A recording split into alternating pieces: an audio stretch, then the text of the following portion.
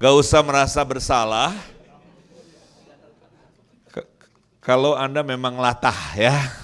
Kenapa? Karena dari kecil sudah terjadi pola kalau kita dengar komando 1, 2, 3 harus melakukan sesuatu. 1, 2, 3 lompat, 1, 2, 3 lari. Jadi kalau sekarang dengar 1, 2, 3 itu otak kita nggak akan berpikir secara sadar. Otak alam bawah sadar Anda, kebiasaan Anda yang memerintah. Nah Bapak Ibu, masalahnya kita ini sering berpikir mengalami Tuhan juga kita pikir sudah biasa. Sehingga apa? Sehingga kadang-kadang kita latah. Ya, latah dan kita seringkali hanya anggap itu juga sebuah kebiasaan. Nah, kita sama-sama buka di dalam Injil Yohanes pasal 15. Injil Yohanes pasal 15.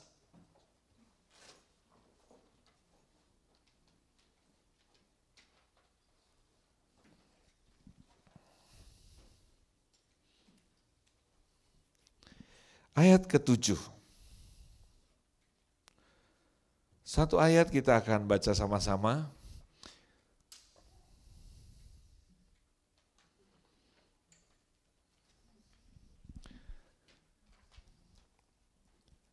Dua, tiga.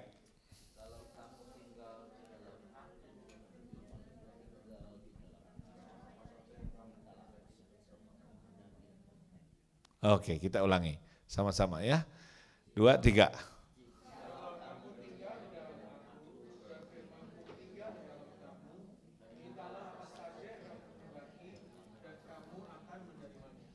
Ayatnya nggak bisa ditampilkan. Bisa. Kesulitan. Oke. Alkitab berkata, jikalau Tuhan tinggal di dalam kita dan kita tinggal di dalam Tuhan, mintalah apa saja, maka Bapa akan memberikan. Ulangi bersama-sama saya. Jikalau saya, ikuti. Jikalau saya tinggal di dalam Yesus dan Yesus tinggal di dalam saya, mintalah apa saja, maka Tuhan akan memberikan. Ada dua hal. Satu, jikalau katanya kita tinggal di dalam Yesus. Dan hal yang kedua, jikalau Tuhan tinggal di dalam diri kita, maka kita bisa minta apa saja. Nah, bagaimana Tuhan tinggal di dalam kita? Alkitab menjelaskan bahwa kalau firman-Nya tinggal di dalam hati kita, maka apapun yang kita minta, Dia akan menjawab. Nah, garansi ini menurut saya terlalu berani Tuhan berikan kepada kita. Kenapa? Kalau ada seseorang yang datang kepada Anda dan berkata, peganglah kunci ini, ingatlah nomor-nomor ini. Dan kalau Anda bisa menghafalnya sebagai passwordnya, maka Anda bisa minta apa saja. Boleh minta apa? Minta apa saja. Apa artinya minta apa saja? Ada batasnya? Tidak ada batasnya. Saya akan berikan. Nah, ketika saya membaca ayat ini dulu, saya belum terlalu tertarik. Kenapa? Karena saya belum tahu caranya. Tapi saya sudah merasa aneh. Kok ada janji seperti ini? Nah, saya harus akui, sampai kekristenan saya lewat 25 tahun lebih, baru ayat ini menarik perhatian saya. Selama 25 tahun kekristenan saya nggak terlalu mikirin ayat ini. Tadi Pak Yosef bilang lebih baik kita mikirin sesuatu firman Tuhan, kenapa begini, kenapa begitu. Nah, waktu saya mulai mikirin, Tuhan Tuhan saya boleh minta apa saja asal Tuhan ada di dalam saya. Nah sekarang gimana caranya? Supaya Tuhan ada di dalam saya dan supaya katanya firman Tuhan ada di dalam saya. Nah Bapak Ibu Saudara sekalian, hari ini saya nggak pakai slide tapi pakai gambar. Alkitab berkata, seandainya ini adalah Tuhan Yesus, ini Tuhan Yesus ya ada tongkatnya, dan ini ada saya. Alkitab berkata, jikalau saya ada di dalam Yesus, dan jikalau saya, ya ini ada saya, di sini ada Kristus. Maka apapun yang saya minta, saya akan dapatkan.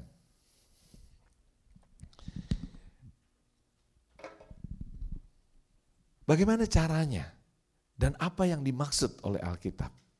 Nah ternyata Bapak Ibu, kalau kita mengalami yang disebut Kristus di dalam kita atau firman di dalam kita,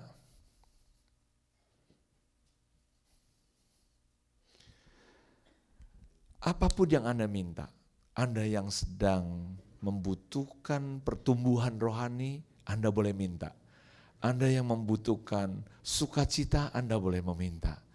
Anda yang membutuhkan mujizat keuangan, Anda boleh minta. Anda yang membutuhkan kekudusan, Anda boleh minta. Kasus yang saya alami waktu-waktu yang lalu adalah saya butuh betul untuk hidup kudus. Saya butuh betul untuk hidup sesuai dengan firman Allah. Saya butuh betul untuk bisa mentaati firman Tuhan. Karena buat saya, kalau saya tidak bisa mentaati firman Tuhan, maka hidup saya selalu dirongrong dengan keadaan yang tidak nyaman, tidak bahagia. Saya mengalami masalah ketika saya tidak bisa hidup kudus, saya mengalami tuduhan, saya mengalami kekalahan demi kekalahan, dan apapun yang saya coba buat, saya tidak bisa lakukan dengan maksimal. Jadi ayat ini mulai mengusik pikiran dan mengusik kekristenan saya ketika saya berkata, Tuhan saya mau minta untuk kekudusan-Mu berlaku atas hidup saya. Anda percaya bahwa kita bisa hidup kudus? Halo? Anda percaya bahwa Anda bisa hidup tidak benci lagi? Anda percaya bahwa Anda hidup bisa tidak mengalami ketersinggungan lagi? Berapa banyak Anda yang kadang-kadang iri hati? Coba angkat tangan. Berapa banyak yang masih suka sakit hati? Tapi Anda bisa percaya bahwa Tuhan bisa menolong Anda untuk hati Anda penuh dengan kasih? Bisa? Nah kalau kita nggak bisa, Tuhan nggak akan suruh. Tapi karena Tuhan suruh, saya bilang Tuhan bikin saya supaya saya bisa. Tapi bagaimana caranya? Nah Bapak Ibu, ternyata sangat sederhana. Itu sebabnya 20 atau 30 menit ke depan saya harap kita akan serius.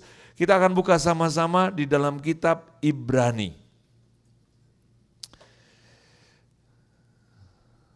Ibrani 11 ayat yang pertama. Kelihatannya ini mesti dibuka ini Alkitabnya atau di ayat. Ada yang bisa membantu? Ditayangkan ayatnya atau gimana? Karena sebagian besar nggak bawa Alkitab. Siapa yang nggak bawa Alkitab? Tolong angkat tangan. Ibu-ibu bisa duduk di sebelah yang ada bawa Alkitab, Bu. Mama bisa bantu mah, ibu ini nggak bawa. Kita sekarang semua jadi generasi yang tidak pernah bawa Alkitab lagi ya.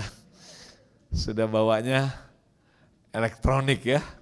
Oke, nggak apa-apa. Saya juga menggunakan dua. Kalau di rumah saya menggunakan Alkitab kalau buat studi ya. Oke, sudah siap Ibrani 11 ayat 1. Iman adalah dasar dari segala sesuatu yang kita harapkan.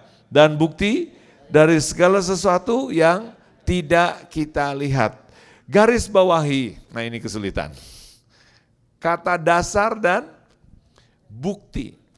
Alkitab berkata, iman adalah dasar dari segala sesuatu yang tidak kita lihat. Dan bukti dari segala sesuatu yang,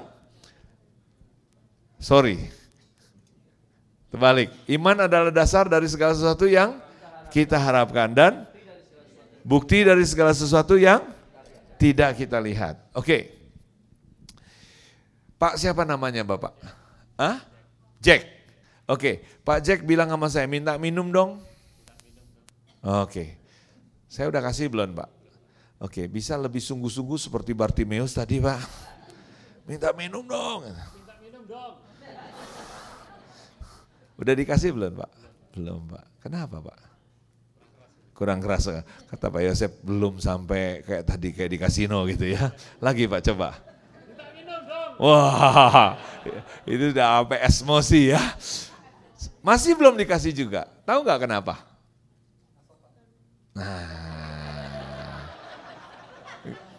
Nah, seandainya Tuhan yang berdiri di hadapannya bawa teko, bawa ceret, ya bawa sudah siap untuk kasih minum.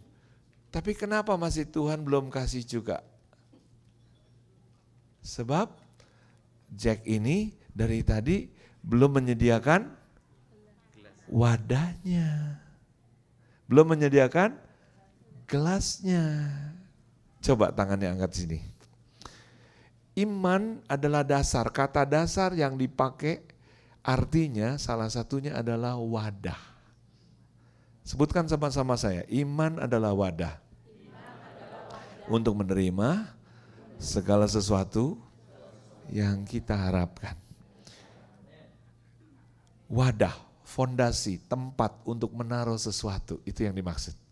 Iman adalah tempat untuk menerima dan menaruh sesuatu. Nah, seringkali kita minta sesuatu dari Tuhan, kita pikir Tuhan pelit. Kita pikir Tuhan lupa, Tuhan terlambat, Tuhan menunggu. Menunggu kita, menunggu apa? Menunggu wadah. Kita yang nunggu atau Tuhan yang nunggu sebenarnya? Sebenarnya Tuhan yang nunggu, kita pikir kita yang nunggu. Kalau Tuhan sampai kasih juga, kejam benar. Gak ada wadahnya. Ya, sebutkan sama-sama, iman adalah wadah. Untuk menerima segala sesuatu yang kita harapkan. Nah, masalahnya untuk menerima segala sesuatu yang kita harapkan, apakah kita sudah siapkan wadahnya atau belum? Nah, kata dasar yang dipakai di dalam Ibrani 11 juga dikatakan adalah bahan baku. Ya, faith is the ingredients, bahan baku dari segala sesuatu yang kita harapkan. Kalau Anda ingin bikin baju, bahan bakunya apa? Kalau Anda bikin mobil, bahan bakunya apa? Kalau Anda bikin bangunan rumah, Anda butuh bahan baku. Satu kali, seorang ibu pengen bikin kue bolu, bahan bakunya apa? Tepung. Pak, tolong ya Pak, nanti pulang kantor belikan itu loh bahan baku buat bikin kue. Tapi signalnya nggak bagus, sang suami terima telepon nggak jelas, lampu sudah nyala hijau, diputus. Pulang kerja dari kantor, sang suami bingung. Ibu, istri tadi pesen apa ya? Kayaknya ada yang mesti dibeli deh. Bahan apa ya? Oh, dia ingat di rumah kamar mandi bocor. Jadi dia mampir ke toko bahan bangunan. Sampai di rumah jadi kue enggak? Sama-sama bahan bakunya. Tapi jadi kue enggak? Enggak. Sebutkan sama-sama, iman adalah bahan baku. Dari segala sesuatu yang kita inginkan, yang kita harapkan. Kita harapkan dari mana? Dari Alkitab. Kenapa saya langsung sebut dari Alkitab? Karena Tuhan berjanji dan janjinya itu dicatat, ditulis di Alkitab. Yang tidak ditulis di Alkitab jangan diharap-harapkan. Contoh. Alkitab berjanji enggak bahwa Anda akan bertanduk? Enggak, jangan pernah mengharapkan. Oke? Tapi Alkitab berjanji bahwa manusia akan hidup kudus. Bisa enggak? Bisa. Bahwa anak Tuhan bisa hidup sukacita. Bisa. Hidup dengan berkat. Bisa. Ya. Hidup selama-lamanya tanpa mati? Nggak bisa. Mesti pakai mati dulu ya. Kecuali ada orang-orang tertentu yang mengalami kemurahan Tuhan khusus ya. Nah, apapun yang dijanjikan di Alkitab boleh nggak diharapkan? Boleh. Walaupun nggak semuanya Anda ditentukan mendapatkannya. Tapi boleh kita mengharapkan. Khususnya janji-janji Tuhan yang diberikan ya kepada orang-orang yang memang Tuhan berkenan memberikannya. Nah sekarang Bapak Ibu, ketika Anda mengharapkan kesembuhan, ketika Anda mengharapkan mujizat keuangan, mengharapkan mujizat hubungan, Anda boleh mengharapkan dari Tuhan. Tapi bagaimana caranya kita menerima iman kita? Banyak orang Kristen berkata, imani aja. Lu mau rumah, imani aja. Kenapa rumah tetangga tuh lu tumpangin tangan? Lu urapi minyak, lu kelilingin. Klaim. Lu mau mobil, lu cari tuh parkiran ya. Lu pilih-pilih dulu, lu kelilingin. Imani ya. Nah, ini saya bergumul banyak tentang ini, tapi akhirnya saya menyadari bahwa kita coba luruskan pada malam ini ya. Alkitab berkata iman adalah bahan baku dari yang kita harapkan.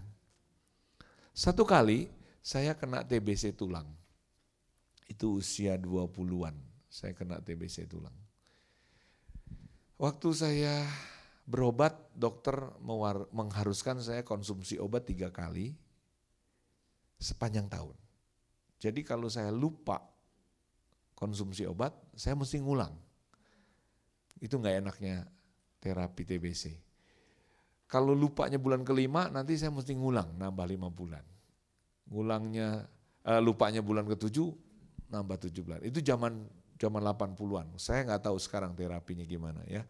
Tapi intinya sangat memberatkan keuangan saya. Masih kuliah, merintis pelayanan, mesti cari kerjaan buat income, buat membiayai diri sendiri. Nah, saya bilang sama Tuhan, Tuhan saya pengen sembuh.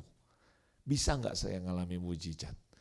Zaman dulu saya pikir yang namanya mujizat saya mesti cari pendeta, atau saya mesti doa puasa, mesti apalah, mesti kesamber apalah, pokoknya mesti yang namanya sakti-sakti, yang namanya kuasa-kuasa Tuhan itu pokoknya sesuatu yang menurut saya waktu itu ya, bahwa yang disebut mengalami Tuhan itu sesuatu yang ya heboh ya. Pokoknya mesti sakti lah gitu ya. Mesti ketemu orang suci, anak Tuhan, hamba Tuhan yang hebat dan didoakan dan KKR dan sebagainya.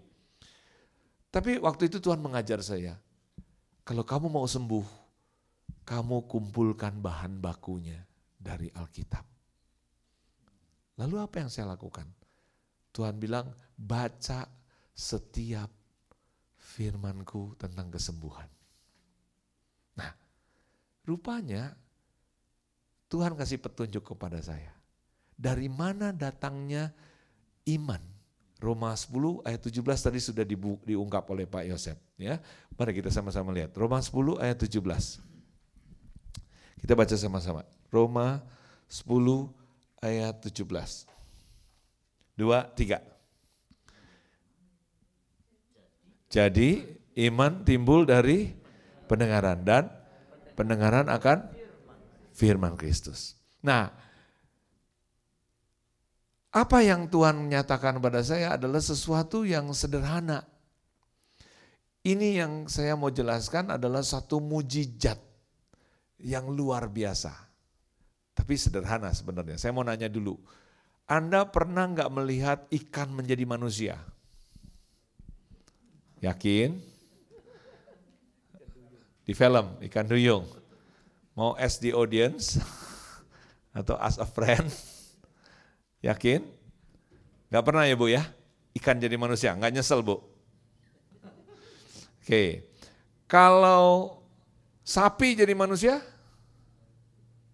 Ayam jadi manusia? Oke, lihat sebelahnya. Sebelah Anda adalah ayam yang jadi manusia. Tadi menu yang kita makan, ada ayamnya enggak? Ada telur ayam ya? Oke, kalau Anda tadi makan atau semalam makan ayam, saya pengen tanya, ayam yang Anda makan larinya kemana? Ke perut. Sesudah sehari 2 hari larinya kemana?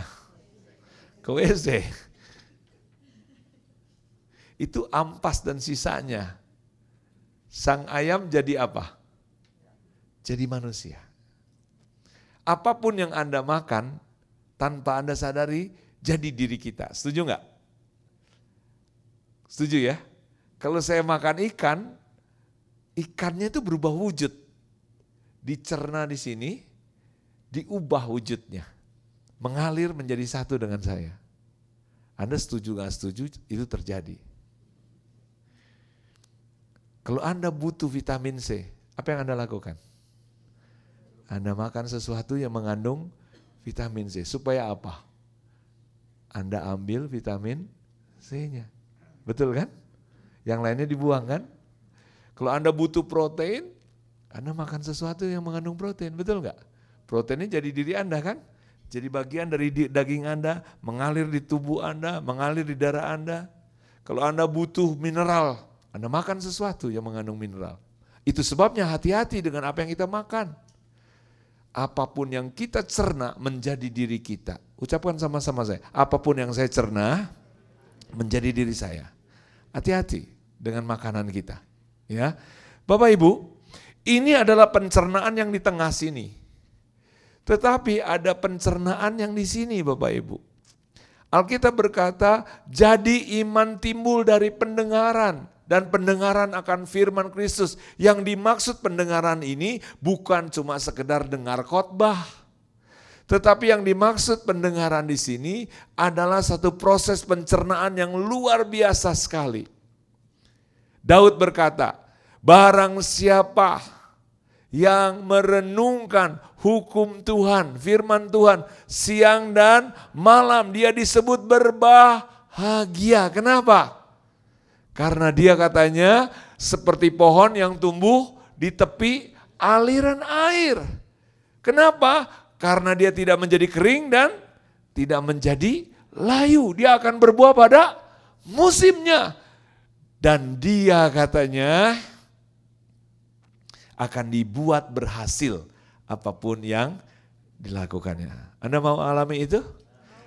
Kenapa Daud berkata itu? Berbahagialah mereka yang merenungkan firman Allah. Mazmur 1.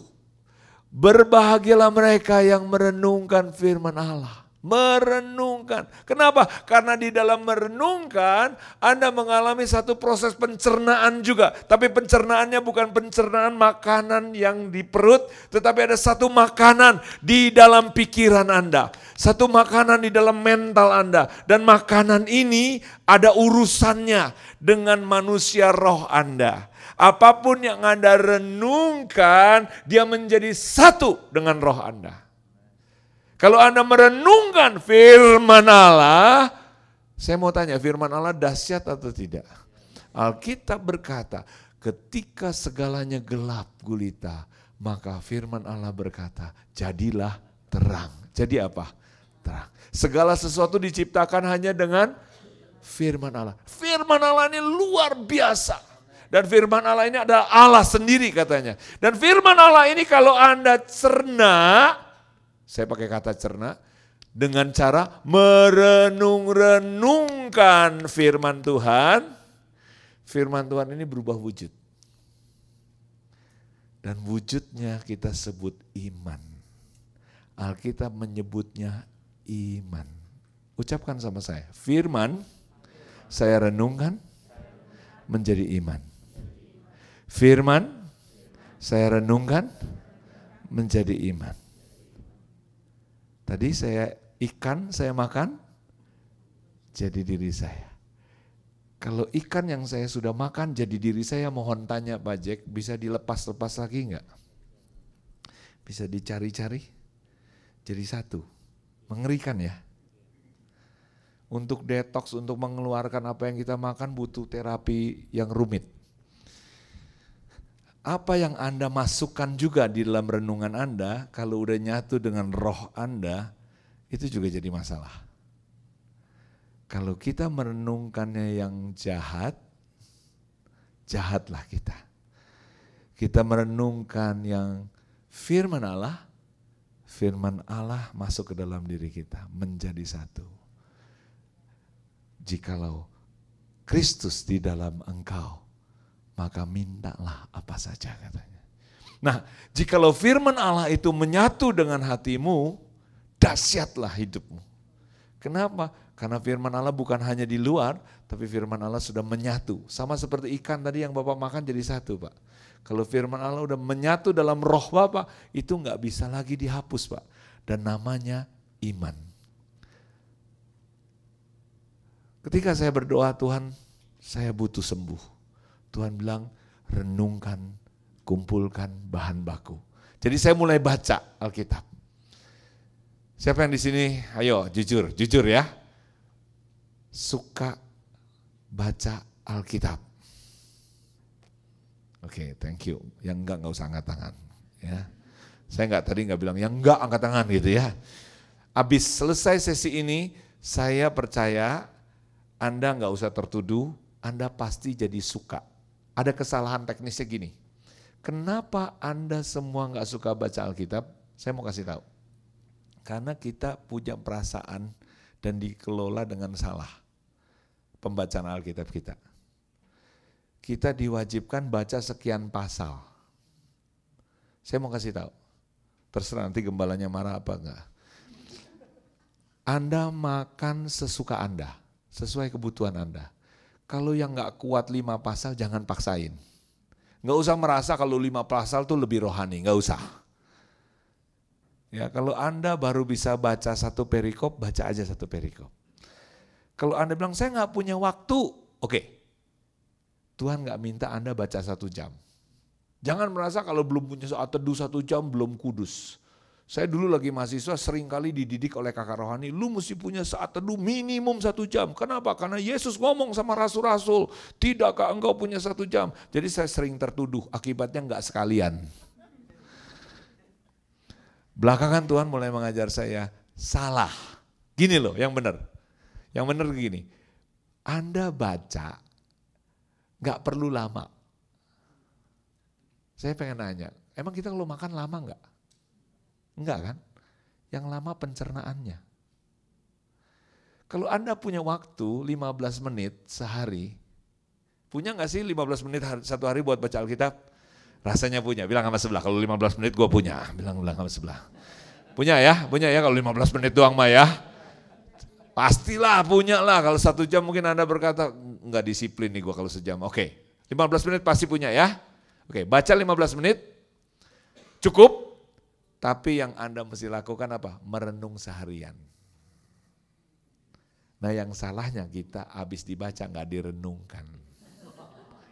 Bener, salahnya kebanyakan orang Kristen sudah dibaca, tidak direnungkan seharian. Yang direnungkannya cuma lagi saat teduhnya, merenung. Kok nggak dapat apa-apa ya, udahlah. Nah, saya ajarin yang namanya merenungkan tuh gini. Ketika saya baca Alkitab, Yesus menyembuhkan yang buta.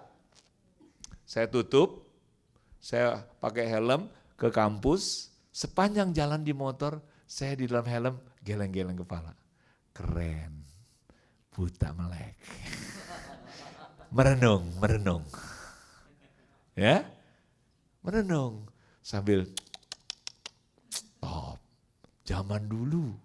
Buta, melek. Ada yang pakai ludah, ya kan? Diludahin, diulak-ulak dikit. Cuci mukamu, sembuh. Dunia medis zaman dulu masih kuno, mata bisa sembuh.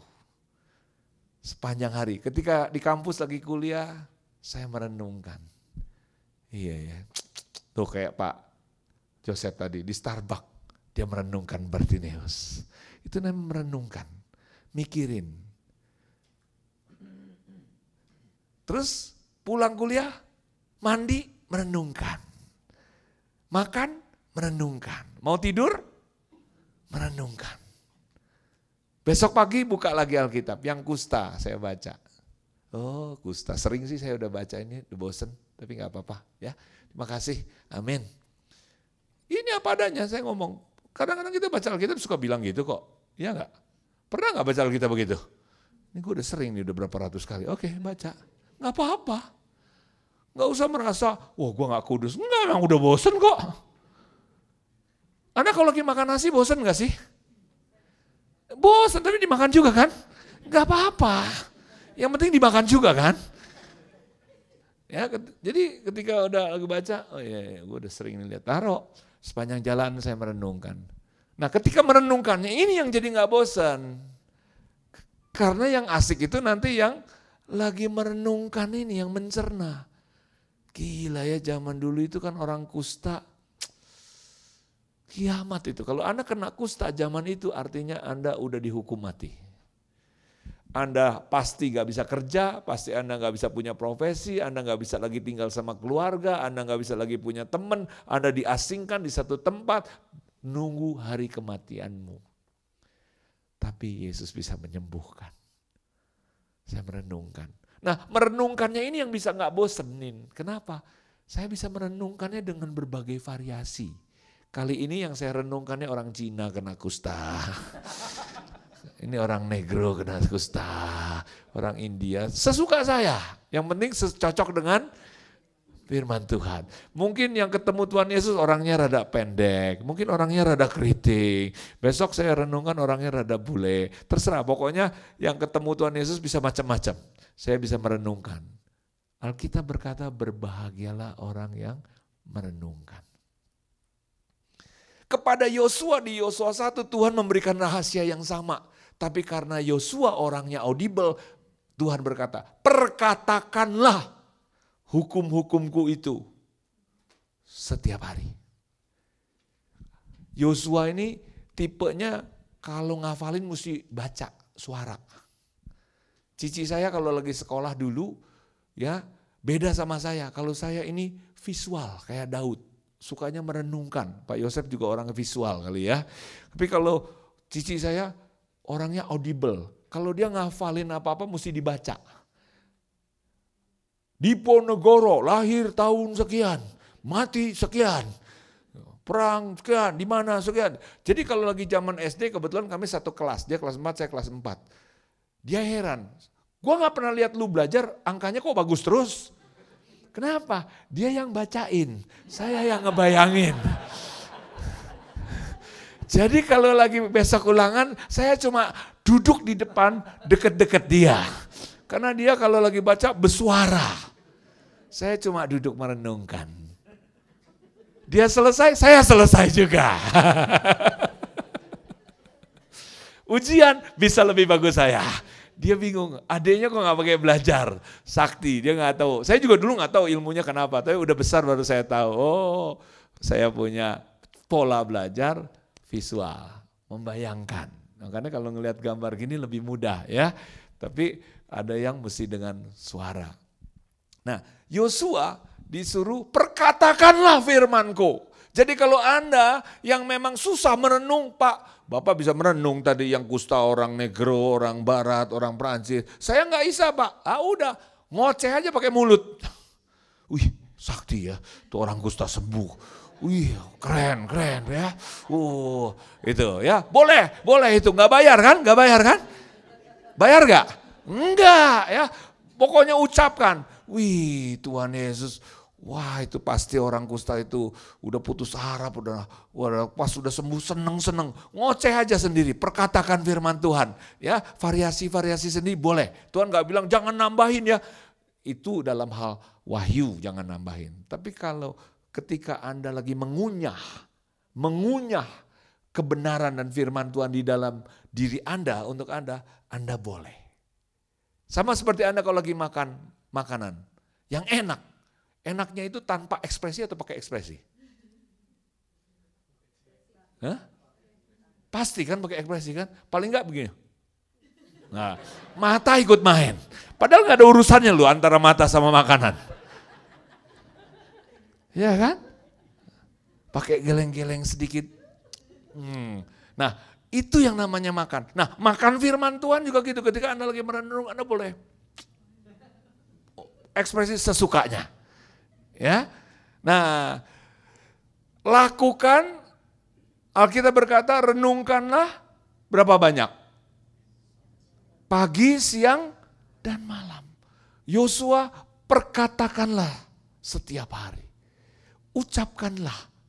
Perkatakanlah, nggak harus hafal persis, kurang-kurang lebih nggak apa-apa. Ditambah-tambah ceritanya supaya Anda lebih meresapi, jadi kisah yang lebih nyata, nggak apa-apa.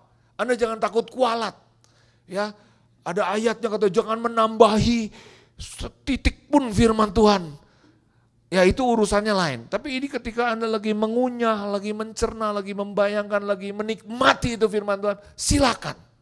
Silakan. Ya itu tadi semua tuh hasil renungan, hasil cernaannya si Pak Joseph Pratana.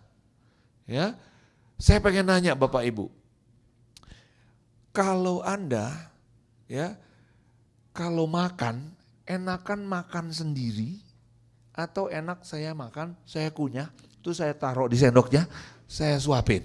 Enak mana? Enak makan sendiri kan? Tapi orang Kristen rata-rata pengennya dikotbahin orang. Kalau dikotbahin itu hasil lepehannya orang Bapak Ibu. Itu tadi kita makan hasil lepehannya Joseph Pratana itu.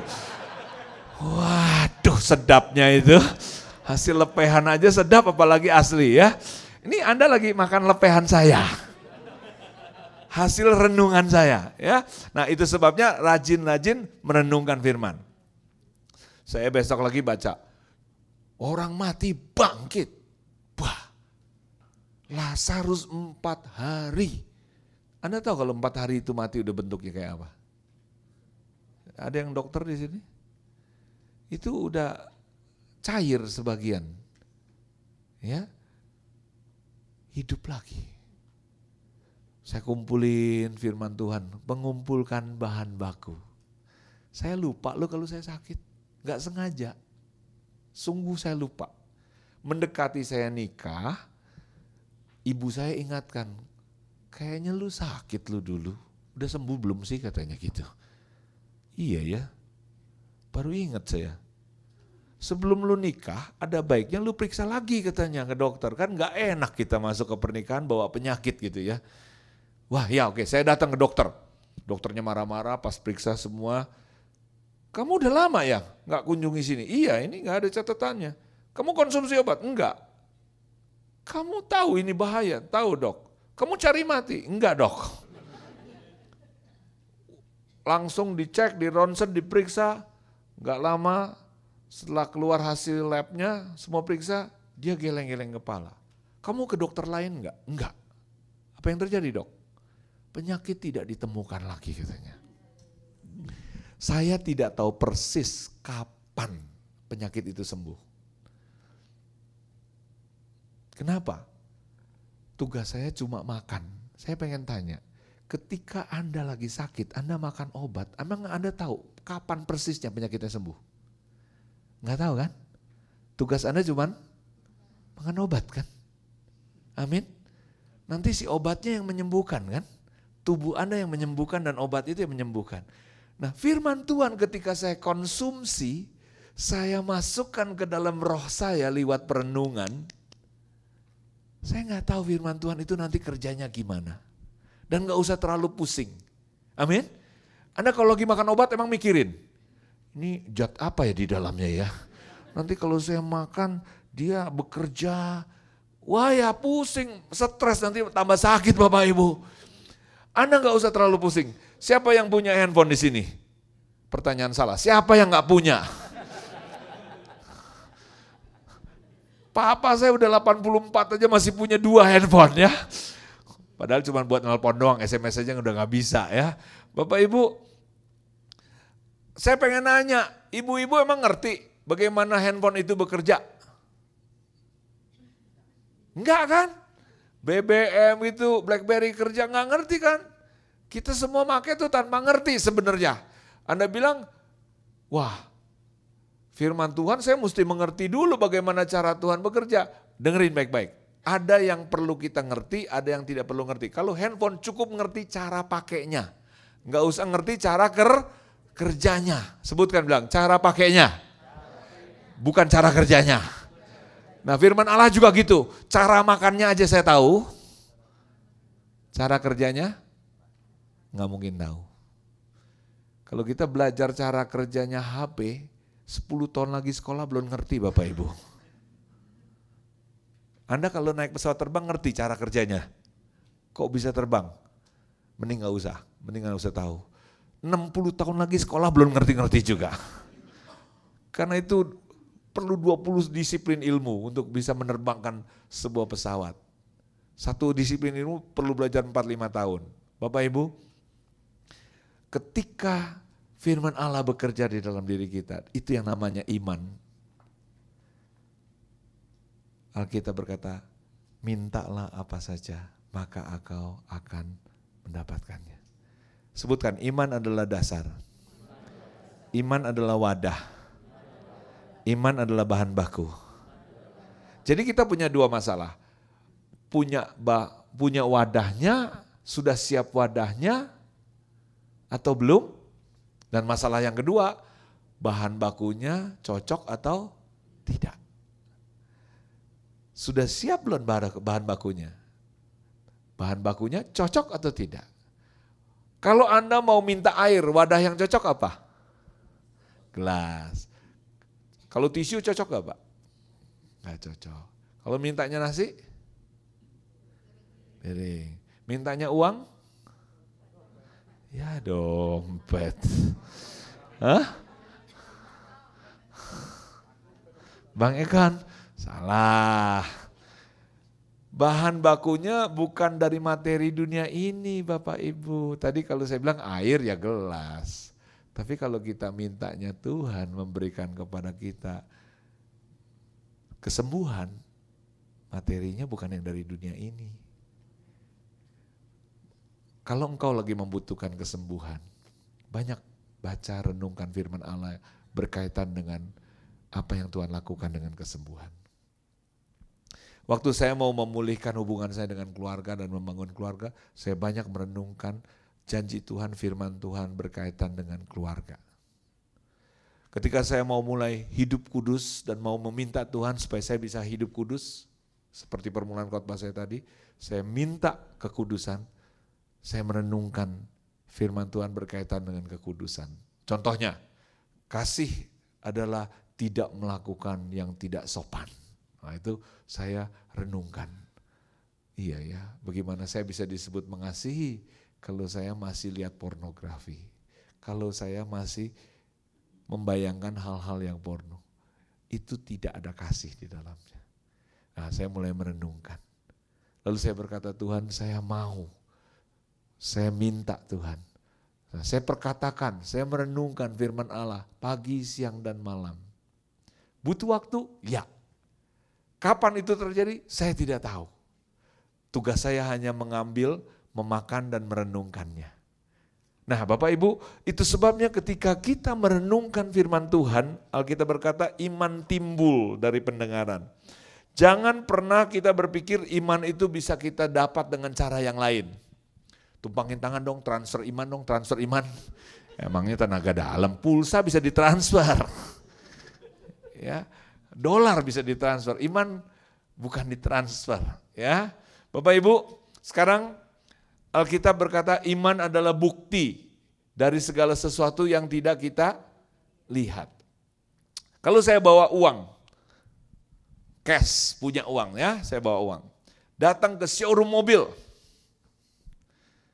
saya pilih-pilih, saya bayar cash. Saya bawa pulang apa Bapak Ibu? Di Amerika langsung bawa pulang mobil? Ya? Oh, beda. Ini di Indonesia.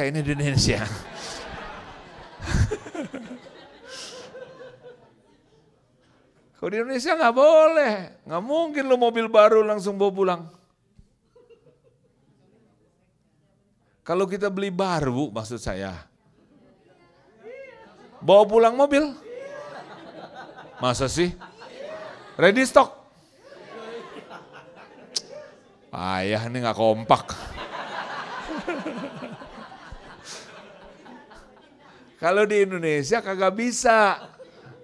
Kalau kita udah pilih bawa pulang mobil itu mobil second. Kalau mobil baru nggak bisa. Dia mesti register dulu, mesti diurus dulu. Ya walaupun ready stock, tapi pasti nggak bawa pulang mobil. Bawa pulang apa? Bawa pulang kwitansi. Ya, kita kalau pulang dari showroom mobil udah bayar cash, bawa pulang kwitansi. Mobilnya akan datang ke rumah kita seminggu lagi atau 2 minggu lagi, proses pasti ke polisi ya.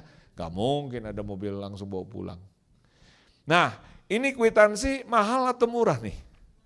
Mahal, harganya harga satu mobil.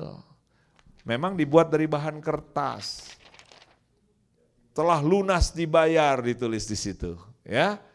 Saya pulang ke rumah, boleh nggak saya bilang sama anak saya, papa sudah punya mobil? Nah bingung kan kalau udah gini, ada yang bilang boleh, ada yang bilang nggak boleh. Boleh nggak papa sudah punya mobil? Boleh ya? Boleh. Mana kata anak saya? Ini. Bohong apa enggak? Mobilnya udah kelihatan? Tapi udah ada? Nah, iman adalah bukti, bilang. Iman adalah tanda bukti dari segala sesuatu yang tidak kita lihat, yang belum kita lihat. Saya siapin garasi, tetangga nanya, lagi ngapain lo? Siapin garasi. Emang mobilnya ada? Jawabnya apa? Ada. Mana kata dia? Ini. Bohong nggak? Mobilnya udah kelihatan? Iman seperti itu. Iman adalah tanda bukti, Alkitab bilang. Ini kwitansi. Sejauh saya pegang kwitansi, saya perlu khawatir nggak? Nggak usah ya, nggak usah khawatir, nggak usah ditumpangin tangan, nggak usah diapa-apain ya. Tenang aja. Kenapa? Karena sudah pegang kwitansi. Lambat atau cepat mobilnya datang nggak? Pasti datang. Karena ini memang punya saya. Nah kalau saya tidak bawa uang, saya ke showroom mobil, bawa pulangnya cuma brosur. Nah ini agak beda ini. Boleh nggak saya bilang, papa udah punya mobil? Hah? Mana ini? Boleh? Oh, itu namanya apa? Itu namanya sakit ya. Gila kata si Joseph tadi ya. Nah Bapak Ibu, ini bedanya apa sama kwitansi? Ini promosi. Yang tadi kwitansi. Alkitab kita itu adalah promosi. Apa artinya promosi? Tuhan memberikan janji-janjinya kepada kita ditulis di sama kayak lembar promosi. Sampai kapanpun itu cuma Alkitab. Nggak akan jadi apa-apa. Tapi kalau Alkitabmu engkau baca dan renungkan, dia bisa berubah wujud. Jadi kwitansi. Kalau ini mesti pakai duit supaya jadi kwitansi. Kalau yang di Alkitab nggak pakai duit. Cukup apa? Dibaca. Anda bilang ngantuk. 15 menit kok. Nggak keburu ngantuk lah jamin. Setuju? Ya, kalau masih ngantuk juga bacanya sambil berdiri ya. Pasti nggak ngantuk. 15 menit kok, bilang sama sebelahnya 15 menit. Serius, ini serius. Saya cuma anjurkan sekarang kalau lu nggak punya waktu baca, jangan baca lama-lama. Lu baca kelamaan, banyakan lu nggak bisa ngerenungin. Kenapa? Lu bingung bacanya. 20 pasal ngerenungin yang mana? Ya, nggak apa-apa. Lu baca 15 menit, 20 menit, oke, nggak apa-apa. Tapi latih dirimu pagi, siang, dan malam direnungkan apa yang kau baca. Supaya itu jadi asupan, supaya itu jadi makanan ke dalam rohmu. Kebanyakan orang Kristen ketika dia baca, dia tutup, lagi masak, dia merenungkan gini, aduh kapan mertua gue mati ya. Dia baca, tapi yang direnungkan lain.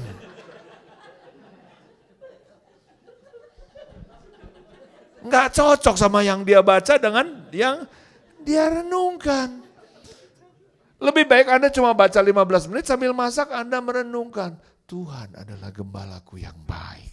Tak akan kekurangan aku sambil masak. Saya punya sepuh namanya Pak Sinaga. Entah Pak Andreas ingat enggak. Dia pemilik Bumi Asih. Ya, Pak Sinaga ini datang dari Sumatera ke Jakarta jadi kuli angkut. Kuli angkut. Saya tanya, Pak, Bapak bisa jadi konglomerat di Indonesia, pemilik grup Bumi Asih. Itu gimana ceritanya, Pak?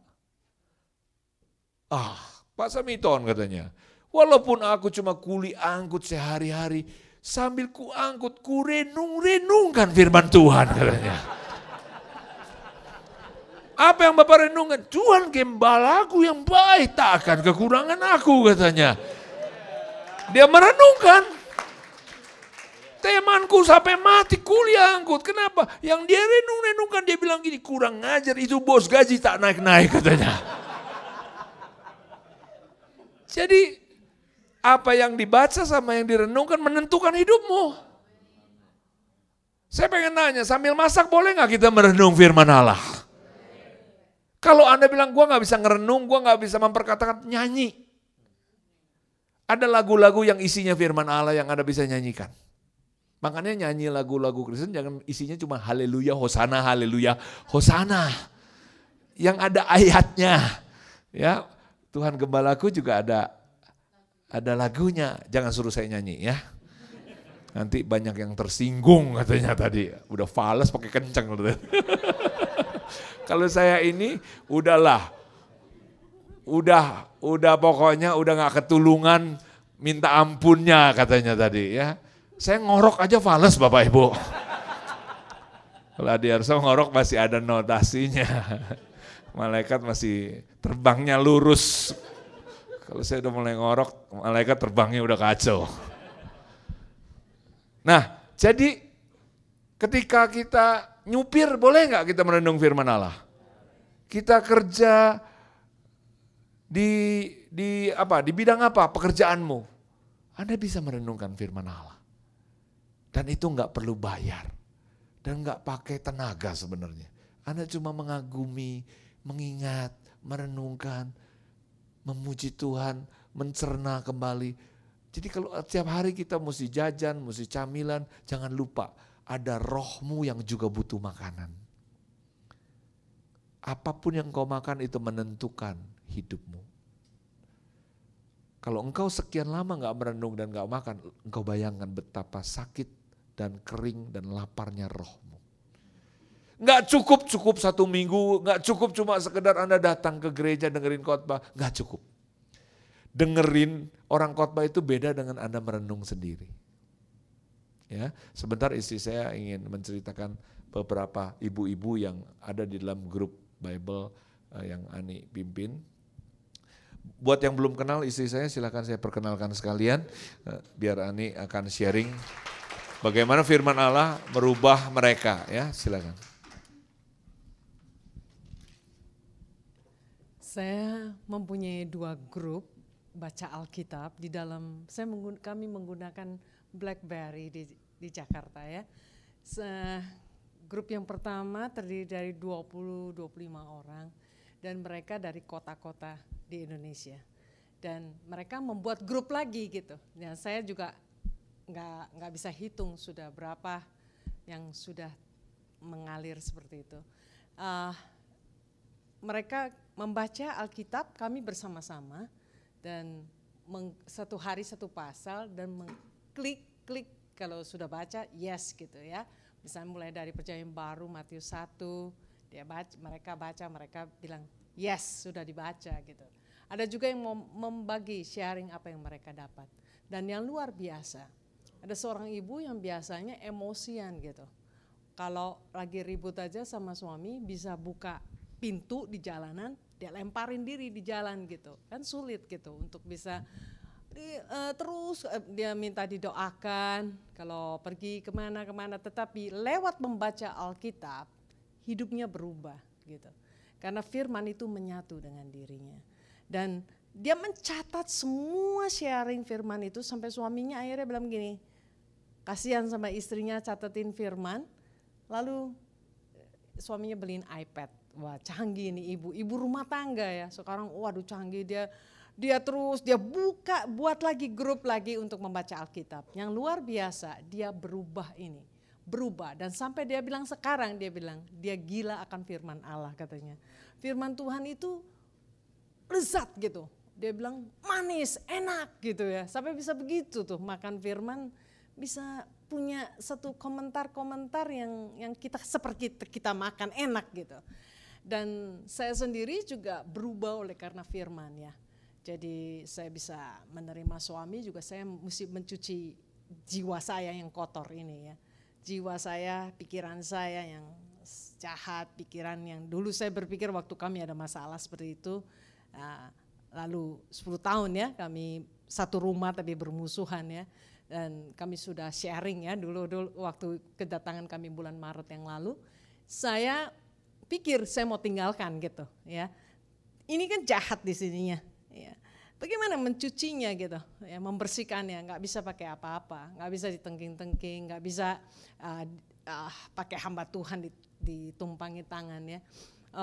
Satu hal ya saya membaca Alkitab.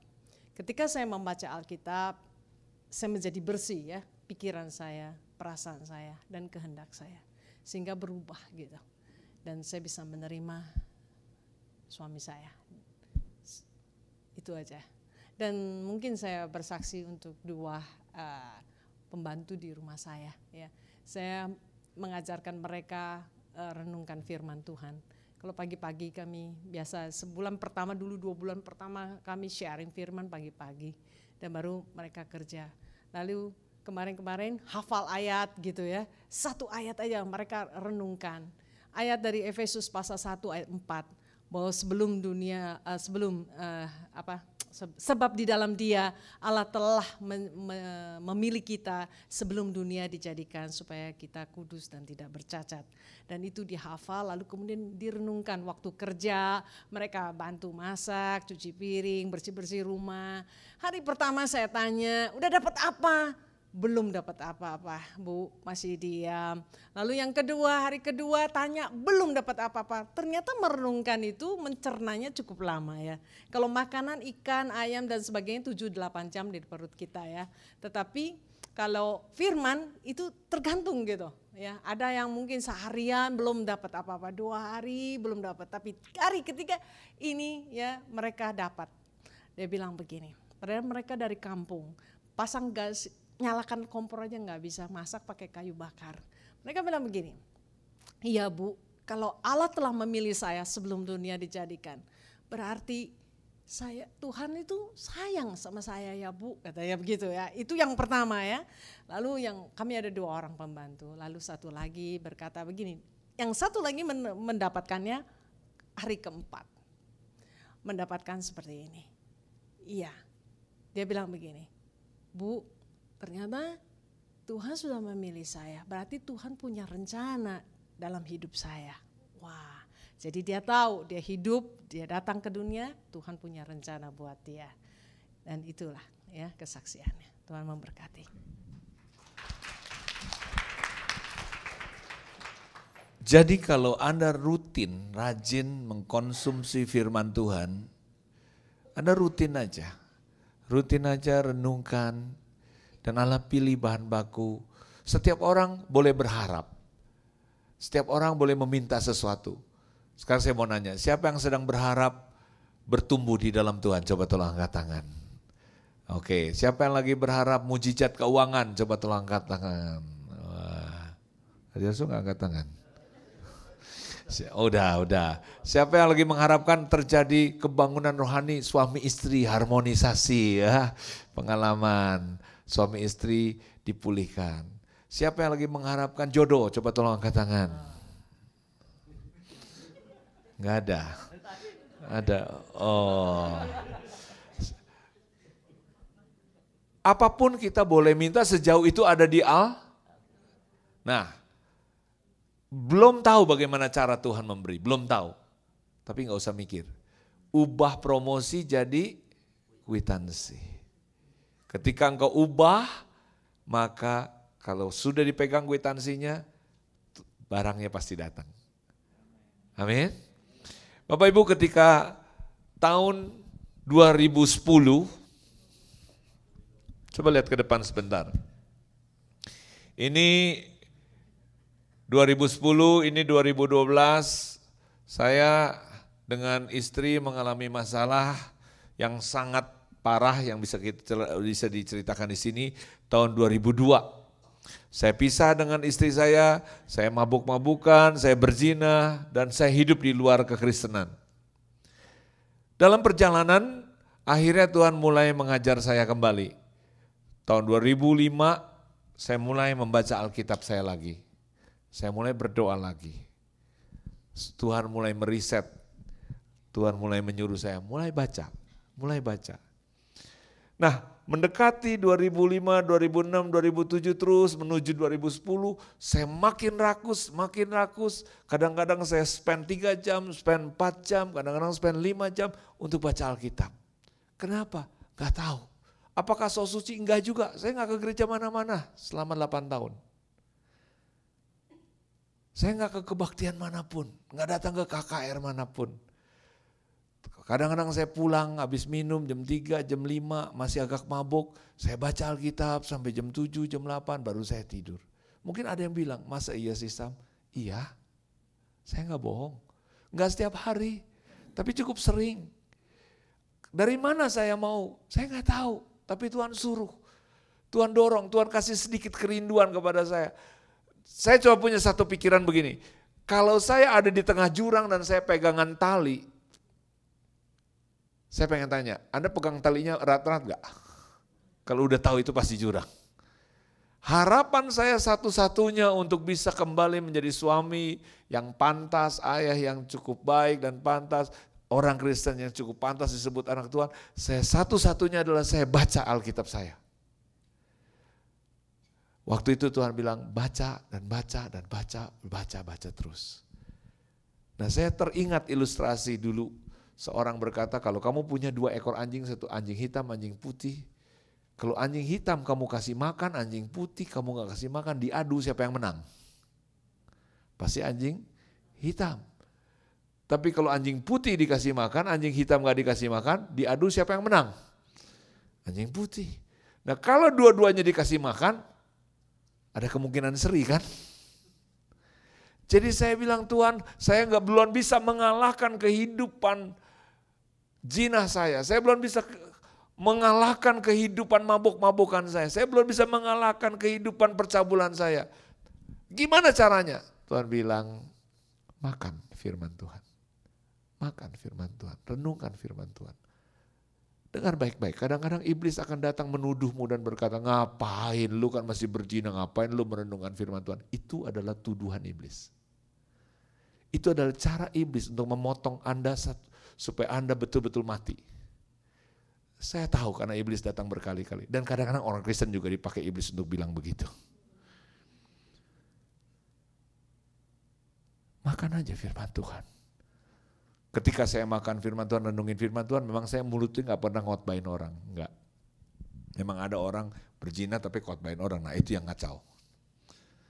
Saya gak khotbahin orang, saya gak nyalain orang, saya tahu kalau saya salah, saya tahu saya bejat, saya tahu saya bajingan, tapi saya hanya makan firman Tuhan, makan merenungkan.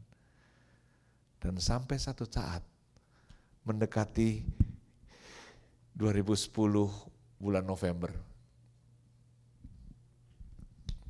saya tahu bahwa pekerjaan Tuhan sudah hampir selesai. Saya memberanikan diri datang kepada istri saya. Kalau Kalau saya belum yakin saya bisa hidup suci dengan satu istri dan mencintai istri saya satu-satunya, saya nggak berani balik. Kalau saya nggak betul-betul bisa mengasihi keluarga saya nggak mau balik. Setelah firman Tuhan bekerja, saya mulai merasa bahwa semuanya mulai sembuh, mulai siap, saya balik. Nah malam ini Bapak Ibu, seberapa banyak di antara kita punya kebutuhan dan ingin mengalami Tuhan? Jangan kita berpikir bahwa Tuhan jauh. Jangan kita pikir bahwa Tuhan pelit. Tuhan sedang siap menunggu dan memberikan apa yang kita minta. Asal kita mau membiarkan firman-Nya menyatu dengan Anda. Ya, mari kita tundukkan kepala kita.